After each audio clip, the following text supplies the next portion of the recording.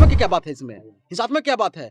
अगर आप हमें मार रहे हैं और अगर उसके सुरक्षा में हमारी घर में अगर चाकू ही सब्जी काटने वाला है और उससे मैं मुकाबला करने के लिए मैं आपके साथ खड़ा हो जाऊं तो इसे आप हिंसा कहेंगे?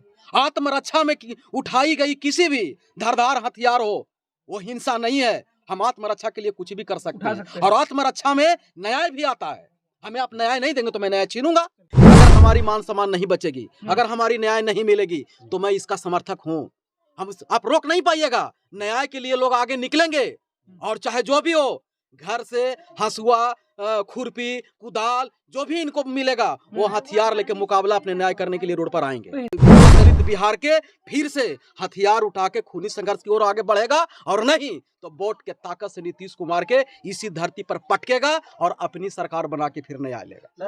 एक दलित के बच्चा आम उठा लिया तो उसको अपहरण करके मतलब उसका अपहरण करके गायब कर दिया। 3 दिन के बाद लाश मिली है और ये घटना तो इन दरिंदों ने मौत के घाट उतार ही दिया, पर उससे ज्यादा बड़ा दरिंदा यहाँ के शासक, यहाँ के प्रशासन है कि अभी तक जिस तरह से जांच होनी चाहिए वो जांच नहीं किया है। जबकि यही अगर सवर्ण होता, सवर्ण की हत्या होती तो चंद मिनटों में कितने दलितों का गिरफ्तारी हो जाता और रिमांड पर लेके उसको मार पीट क्या क्या करता और अगर फर्जी भी सही फर्जी मुकदमे में फंसा के उसको रिमांड पर लेके उसको मुजरिम साबित कर देता। आज जो है आयुष पासवान की जिस तरीके से आम तोड़ने पर हत्या हुई है, आज इनके घर पर आए हैं, क्या कहेंगे सर? घटना तो बहुत ही दर्दनाक है और अगर सभी पहलू से देखा जाए तो हत्या का कारण सबसे पहले जो है कि बच्चा को दलित घर में पैदा होना है। जिस तरह से हमने इनके परिवार लोगों से, आयुष के परिवार लोगों से हमने बात की, जो जानकारी हमें मिली तो आम वो भी गिरा हुआ आम जो जमीन पे गिरता है वो बच्चा चुनने के कारण आम के जो मालिक है या रखवाला जो भी हो, परवीन शर्मा या परवीन सेन, उसने इसे दर्दनाक तरीके से मौत के घाट उतार दिया। आप सोच सकते हैं कि आप बिहार के धरती पर हैं जहां लोकतंत्र की शुरुआत हुई, जहां दियासोखा सम्राट जैसे राजा हुआ करते थे, चक्रवर्ती राजा, जहां समता, स्वतंत्रता और बंधुत्व की बोलबाला थी। आज उसी के धरती पर जहां सुशासन की सरकार नीतीश कुमार छाती पीट के करते बोलते हैं, उसी के धरती पर खड़ा है और आम जो नीचे गिर जाता है या आम के ऊपर में फरा हुआ है, चिरगुन जो होते हैं, चील होते हैं, कीद होते हैं, तोता होते हैं, नीचे गिर जाने पर कौवा कुत्ता सब खा ले सकता है, पर एक दलित का बच्चा नहीं खा सकता है। आप समझ सकते हैं, एक दलित के बच्चा आम उठा लिया तो उसको अपहरण करके मतलब उसका अपहरण करके गायब कर दिया। 3 दिन के बाद लाश मिली है और ये घटना तो इन दरिंदों ने मौत के घाट उतार ही दिया, पर उससे ज्यादा बड़ा दरिंदा यहाँ के शासक, यहाँ के प्रशासन है कि अभी तक जिस तरह से जांच होनी चाहिए वो जांच नहीं किया है। क्यों नहीं किया? क्योंकि मरने वाला जो बच्चा है वो दलित है, दुसाध है, पसमान है और मारने वाला दबंग है, भूमियार है। इसलिए प्रशासन जो है, जातिवादी प्रशासन, वो अपनी जाति के पक्ष ले रहा है, ना कि कानून के पक्ष ले रहा है। और अगर कानून के पक्ष ले रहा है तो मैं आपके चैनल के माध्यम से पूछना चाहता हूँ यहाँ के नीतीश कुमार से या उसके जो सगे संबंधी उनके सरकार में बैठने वाले तमाम पार्टी, भाजपा, लोजपा, हम है, सभी के नेताओं से मैं पूछना चाहता हूँ कि गिरफ्तारी हुई तो अभी तक रिमांड पर उसको क्यों नहीं लिया गया?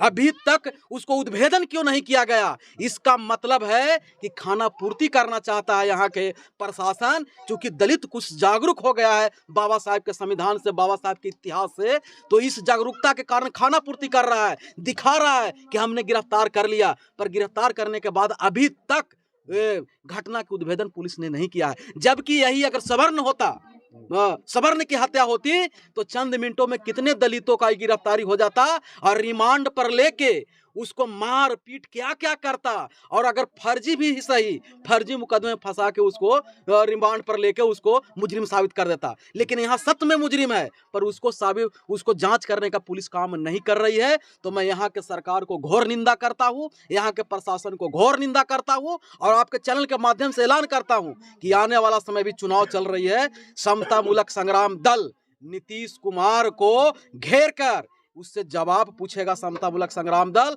और उससे हिसाब पूछेगा कि आखिर आयुष कुमार के मामले में संविधान को और न्यायिक प्रक्रिया को अनदेखी क्यों किया गया। और अगर नहीं तो नीतीश कुमार अभी समय है सुधर जाए और अभी रिमांड पर उसको ले, जो अभी एगो गिरफ्तार है शायद परवीन शर्मा, रिमांड पर लेके पूछे कि इस घटना में कौन कौन शामिल है और ये घटना कैसे घटी, कैसे उसके हत्या किया गया, ये हत्या में कौन कौन शामिल है।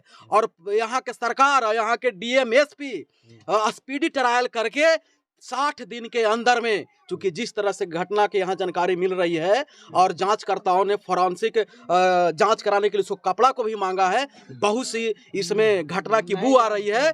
ऐसी घटना में उसकी फांसी की सजा होनी चाहिए। अगर नहीं होता है तो नीतीश कुमार याद कर ले, चाहे तो पूरे दलित बिहार के फिर से हथियार उठा के खूनी संघर्ष की ओर आगे बढ़ेगा, और नहीं तो वोट के ताकत से नीतीश कुमार के इसी धरती पर पटकेगा और अपनी सरकार बना के फिर नहीं आएगा। कहा जा रहा है कि अपराधी जो है उसके समर्थन में उसी की जाति के लोग साजिश कर रहे हैं कि ये किसी तरह से इसके मामले को दबा दिया जाए। एकदम निश्चित, वो उसी के लोग नहीं, उसके नेता लोग भी, उस जाति के नेता लोग भी और उनकी उस जाति के गुंडे लोग भी सब एक होके, हो सकता है कि हमारे जो विक्टिम है यूसुफ पसमान के गार्जियन उसको दबाने की भी कोशिश करे। अभी तक प्रशासन सुरक्षा के लिए कुछ मुहैया नहीं कराई है कि हो सकता है कि इनको दबाया जाए, केस के लिए कोई मुहैया नहीं कराया है। इसका मतलब है कि यहाँ बिहार में जो है कोई सुशासन की सरकार नहीं है, यहाँ दरिंदों की सरकार है। चूंकि ये दरिंदों की सरकार में दरिंदों की बोलबाला है। मैं खुलेआम बोल रहा हूँ कि नीतीश कुमार के अगर तनिक भी शर्म है तो इसको संज्ञान ले, क्योंकि ये बाढ़ उनको कभी यहाँ से एमपी लोग बनाया करता था और इसी क्षेत्र के नेता रहे हैं, उनको शर्म नहीं आती। राजनीतिक लज्जा उनके पास है या नहीं है नीतीश कुमार के पास? या तो फिर जो चर्चा में है कि नीतीश कुमार का मानसिक रूप से वो क्या हो गए भाई, खत्म हो गए हैं, ड्रिल हो गए हैं, हो सकता है उनको कुर्सी पर से हटना चाहिए। सर, लोग कहते हैं कि इस देश में, भारत देश में जातिवाद नहीं होता है, ये तो पुराने जमाने की बात है, क्या कहेंगे उनके लिए? नहीं, अगर जातिवाद नहीं होता है, और मैं देख रहा हूं कि जाति के आधार पर यहाँ घटना दुर्घटना शोषण जुल्म हो रही है और न्याय भी यहाँ के कर रहा है। संविधान सभी को सम्मान मानती है, पर संविधान के चलाने वाले जो लोग हैं वो कहीं ना कहीं जातिवाद में बटा हुआ है। और बाबा साहब ने साफ कहा है कि चलाने वाला अगर गद्दार होगा तो मजबूत संविधान भी फेल हो जाएगी। अगर संविधान थोड़ा कमजोर भी हो, कमी भी रह जाए संविधान में, पर चलाने वाला व्यक्ति अगर नेक होंगे तो जनहित में सफल साबित होगा। तो संविधान तो मजबूत है, पर यहाँ जातिवादी लोग जो हैं, ये चलाने वाले जो लोग हैं, उनके कारण आज भी भारत में जातिवादी व्याप है। खास करके बिहार में सबसे ज्यादा जातिवाद हो गई है और यहाँ लग रहा है कि दलितों को उस्काया जा रहा है कि इन लोग हथियार उठाए और हथियार से मुकाबला करे। तो वो दिन दूर नहीं, अगर हमारी मान सम्मान नहीं बचेगी, अगर हमारी न्याय नहीं मिलेगी, तो मैं इसका समर्थक हूँ।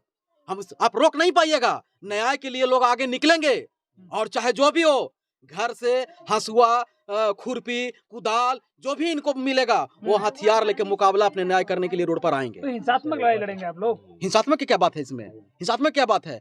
अगर आप हमें मार रहे हैं और अगर उसके सुरक्षा में हमारी घर में अगर चाकू ही सब्जी काटने वाला है और उससे मैं मुकाबला करने के लिए मैं आपके साथ खड़ा हो जाऊं, तो इसे आप हिंसा कहेंगे? आत्मरक्षा में उठाई गई किसी भी धारदार हथियार हो, वो हिंसा नहीं है। हम आत्मरक्षा के लिए कुछ भी कर सकते हैं और आत्मरक्षा में न्याय भी आता है। हमें आप न्याय नहीं देंगे तो मैं न्याय छीनूंगा। संजय भारती जी, आप यहाँ पर आए हुए हैं, क्या कहेंगे? आम के वजह से जो है दलित छात्र की हत्या हो गई है। देखिए, ये तो सबसे पहले ये जो आम के वजह से जो हत्या है, ये बहुत शर्म की बात है कि देश की 75, 76, 77 साल आज़ादी के बाद भी ये इस बिहार की धरती पे कहीं दलितों को पानी पी लेने पे हत्या हो जाती है, कहीं आम चुन लेने पे हत्या हो जाती है। तो यहाँ सबसे बड़ी गड़बड़ी हमारे दलित नेताओं का है कि अपनी सत्ता कुर्सी के लालच में तलबे चाट रहे हैं उन मनुवाद को जो दलितों को मिटाना चाहते हैं। आज 9 साल की बच्चा, एक जैसे कि सर ने बताया कि आम जब गिरता है तो एक कौवा कुत्ता कुछ भी खा लेता है, एक दलित का बच्चा उठा करके उसे खा लिया तो आप उसे हत्या कर दीजिए। और उसमें सरकार ज्यादा है दलित के जान से, तो वो हमारे नेता ने महत्व दे दिया इसके कारण ना। नहीं तो दलित का जितना महत्व है इस धरती पर किसका महत्व है जी? इतिहास उठा के देख लीजिए, जितना हमारा महापुरुषों का इतिहास है इन ब्राह्मणों का कहाँ है।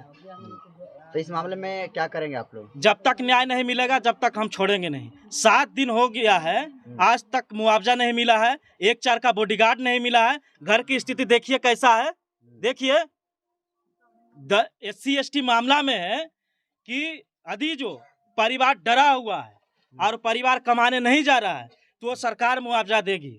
यदि जो घर में बाथरूम नहीं है तो बाथरूम तक देने का मुहैया है।